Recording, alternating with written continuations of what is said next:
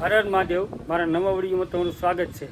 કે આજે છે રવિવાર, એટલે આપણે ગાડી લઈને જાવી છીએ રવિવારે. છોકરાઓને રજા છે એટલે. પણ હવે કઈ બાજુ જવી નક્કી નથી. બપોરના વાગી ગયા છે 4 વાગ્યા પછી આપણે હવે નીકળ્યા છીએ. હવે કઈ બાજુ ગાડી લઈને જવી ખબર નથી. વિડીયો તો બને રહેજો. આપણે ગમે માતાજીના ધામમાં જવાનું છે. હર હર મહાદેવ. જો આપણે જતા હતા એટલે વચમાં ખોડિયા મંદિર આવ્યું છે. રવિવાર છે એટલે ટ્રાફિક હોય એટલે આપણે અત્યારે ખોડિયા મંદિર જવું નથી. આપણે સીધું જવાનું છે. આ છે શિવવાળો રસ્તો, ભાવનગર શિવવાર. તમે અહીંથી વળો એટલે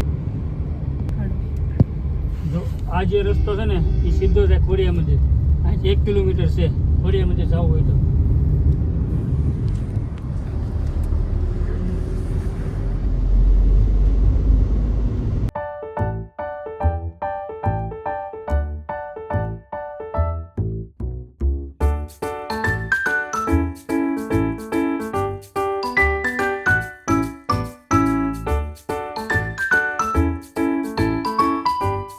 આવી ગયું છે અત્યારે. હવે સણોસરા આપણે પહોંચ્યા છીએ. જો અહીંયા જ રસ્તો છે ને એ જાય સીધો ગારિયાધાર, અને આ સીધો રસ્તો જાય રંગોળા ડાયરેક્ટ ઢસા રાજકોટ હાઈવે. તમારે ગારિયાધાર જવું ત્યાં જ જવાનું. એટલે આપણે જવાનું છે આમ રંગોળા બાજુ. અત્યારે વિડીયોમાં બની રહીજો. આપણે કઈ જગ્યાએ જઈએ છીએ આપણે તમને દેખાડવી. આપણે આ રંગોળા આવી ગયું છે. રંગોળાથી આપણે ઠોંડા જવાનું છે. રંગોળા હાઈવે રોડ છે ને નાખી આ બાજુ ડાબી સાઈડ થોડુંક વળી જવાનું. જો આ રસ્તો છે ઠંડા જવા માટે. અહીંયા આપણે વળી ગયા એટલે રંગોળાની બજાર છે. આ બજારમાં થઈને જવાનું ઠંડા આપણે. હવે આપણે પહોંચી ગયા છીએ મેરીની ઠંડા. દર્શન કરવા આપણે આવી ગયા છીએ. હવે વિડીયોમાં બની રહીજો. ચાલો આપણે દર્શન કરવા જઈએ છીએ. અંદર કેવું છે, આપણે 3-4 વર્ષથી આપણે આવ્યા નથી.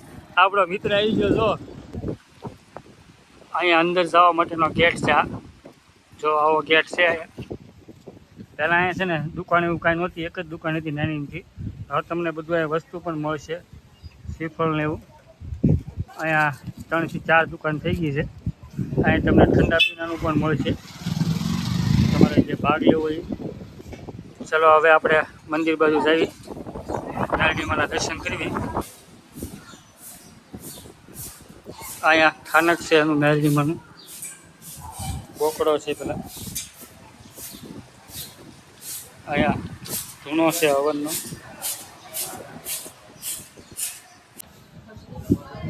આ જે છે એ મેરડીમાની મૂર્તિ છે. અને આ એની ખાંભી છે અહીંયા.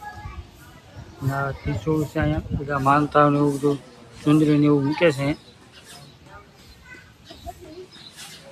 અને આ એના પૂજારી છે, મંદિરનું ધ્યાન રાખે. આ તરફનું મંદિર છે આવું.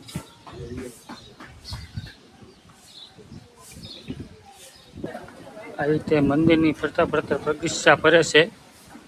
કોઈક એક ફરે, કોઈક 2 ફરે. આપણે પણ ફરીએ છીએ.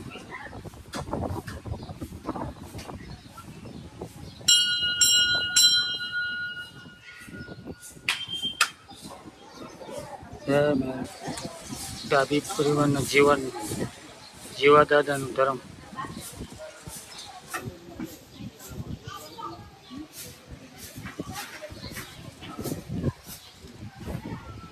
અહીંયા વિશાળ જગ્યા છે તમારે બેસવા માટે. તમે જોઈ શકો, બ્લોક નાખીને બધું સારું કરી નાખ્યું છે. અહીંયા મંદિરની બાજુમાં છે. અહીંયા સુવા કરવાની પણ સુવિધા છે. જેને બપોરના ગાળામાં આરામ કરવો હોય, કોઈ રાત રોકાવવું હોય તો પણ સુવિધા છે અહીંયા. અને તમારે તાવો કરવો હોય તો અહીંયા જો વાસણ એવું બધું મળે છે. તમને બધું વાસણ મળી જાય. તમારો તાવો કરી નાખવાનો. કેમ કે અહીં એક હોલ બનાવવામાં આવેલ છે મોટો. કેમ કે તમારે 100-150 માણસનું રસોડું હોય. ટેબલની એવું પણ સુવિધા છે. વરસાદ પાણીની પણ સુવિધા સારી કરી છે આ લોકોએ હોલ બનાવીને. તમારે અહીંયા બેઠા જમવાનું બધાને અહીંયા પીરસવાનું છે. અને આરોનું પાણીની પણ સુવિધા છે અહીંયા ઠંડુ. તો બહુ મસ્ત સુવિધા થઈ ગઈ છે અત્યારે. પહેલાં જેવું નથી રહ્યું. તમારા 200, 300, 400, 500 માણસ રસોડું કરો તો વાસણની પણ સુવિધા છે અહીંયા. તમને અને બધા વાસણની બધું મળી જાય તાવો કરવા આવો તો. અહીંયા મેળીમાં હોન્ડાવાળા મેળીમાં દર રવિવારે ઘણા બધા તાવા થાય છે. માણસો બહુ દર્શન કરવા આવે છે અહીંયા. એટલે તમે રવિવારે દર્શન કરવા આવો તો તમને ટ્રાફિક જોવા મળશે. ચલો હવે આપણે જઈએ છીએ બીજી એક જગ્યાએ. વિડીયો બની રહીજો. થોંડાથી 3-4 કિલોમીટર થાય છે. કઈ જગ્યાએ જઈએ વિડીયોમાં બની રહીજો. કાળુ બાપુએ દર્શન કરવા આવો એટલે તમને ખમણ, પૂરી, લાડવા, ગુંદી, ગાંઠિયા, જલેબી ને છાશ અને દાળ અને શાક પ્રસાદીમાં મળે છે.